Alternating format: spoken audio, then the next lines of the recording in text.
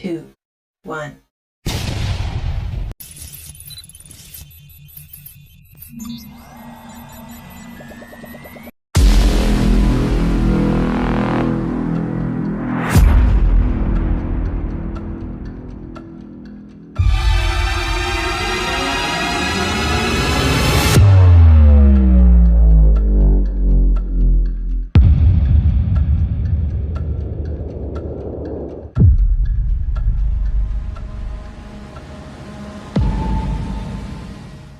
Hi guys! Welcome back to my YouTube channel. Ayan.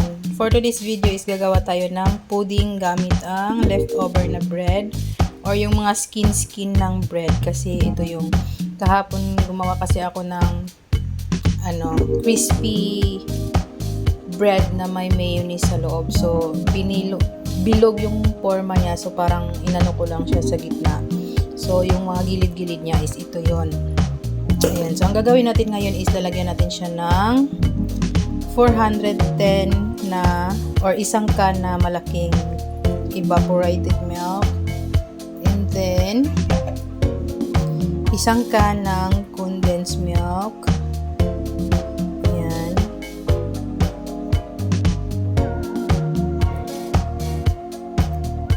Tapos, 1/2 cup of all-purpose flour, 1/2 teaspoon of salt, 1 teaspoon of baking powder, ayan, and then 1/2 cup of water, and then lagyan natin siya ng vanilla extract, mga 1 teaspoon, ayan. Then, i-mix lang natin siya. So, ayun guys, i-mix lang natin siya.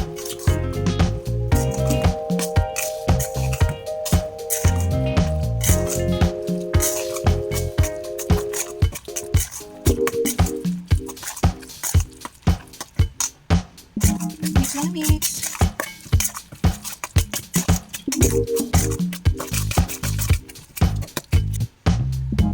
So, ayun na siya guys. I-rest lang natin siya ng konti, mga 10 to 20 minutes para talagang ma-absorb ang tinapay yung ating liquid ingredients para lumambot pa lalo yung tinapay na nilagay. So, ayun na siya. So, gusto ko sana siyang lagyan ng kulay red na coloring guys para naman matching natin yung kulang pudding talaga sa Pinas. So, ngayon, wala akong red na ubos na pala. So, itong yellow na lang ang ilagay natin. Egg yellow na kulay. Yung egg yellow na kulay ilagay natin. Para naman hindi masyadong plain yung ating pudding. Ayan.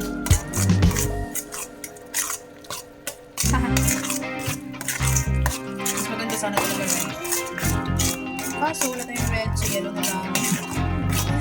Yellow yung ilagay. Ayan na. Para lang hindi masyadong plain yung ating pudding. So, ngayon, isi-ready na natin yung ating molde. Ayan. Ayan siya. So, ito na siya guys. So, wala akong baking paper. So, ang ginamit ko is yung sa aming air fryer. So, yan. Lagyan natin. Hindi kaya manipis to. Sobrang nipis. Ilang ko lang yan.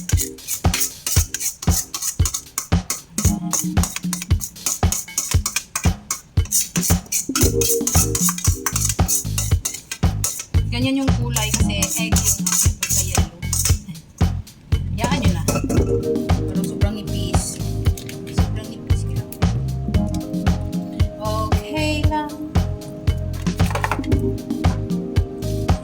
Para naman di masayang yung ating mga tira-tirang tinapay or mga skin na ginawa nyo ng sandwich.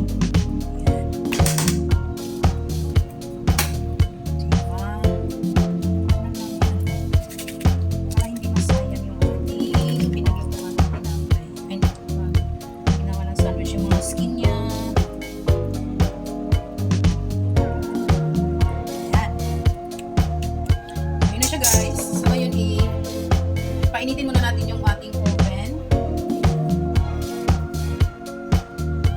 guys, pinapainit ko na yung ating oven sa 170 degrees Celsius. Ayan. Tapos lulutuin natin to sa 50 minutes to 60 minutes. Ayan. So, ito na siya. Init na yung ating oven. So, ngayon, i-bake na natin to dyan. Ayan. 170. Wala siguro. Tapos, 60 minutes. 60 minutes. Ayan na siya. See you later, alligator. Ayan na guys. Luto na ang ating tinapay na pie. Or ating pudding. Ayan na. Ayan na siya. Ayan na siya guys. Luto na. So ngayon, ano natin siya. Baliktarin. Ilagay natin siya dito para hiwain. May talaga may sound effect pa. Ayan na siya. So yun na siya.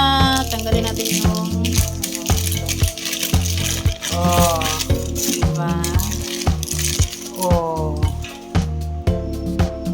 Charap.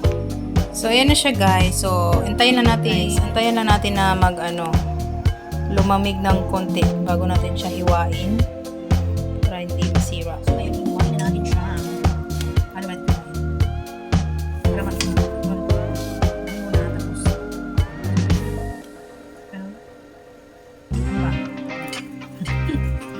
Hindi sure na pag-hiwa. Mainit pa siya guys. Mainit pa siya.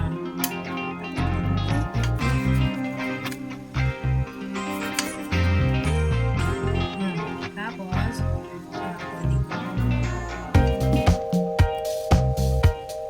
sabi sa inyo eh, pag mainit pa, masisira ang tinapay. Ilang yan? Ayan. Ayan. Diba? Ayan siya. Tapos, ganito natin siya. Para may style yung ating tinapay. May style. Mainit pa talaga siya guys. Pag mainit kasi yung hiwa yung tinapay nasisira. Sabi ko sa inyo.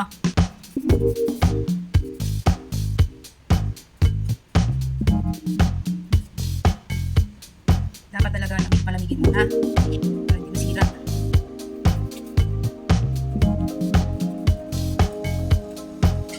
Yan guys, nasira na siya. So hindi ko na muna siya tapusin paghiwa. So tingnan na natin yung ating tinapay. Oo. Diba? Ganda.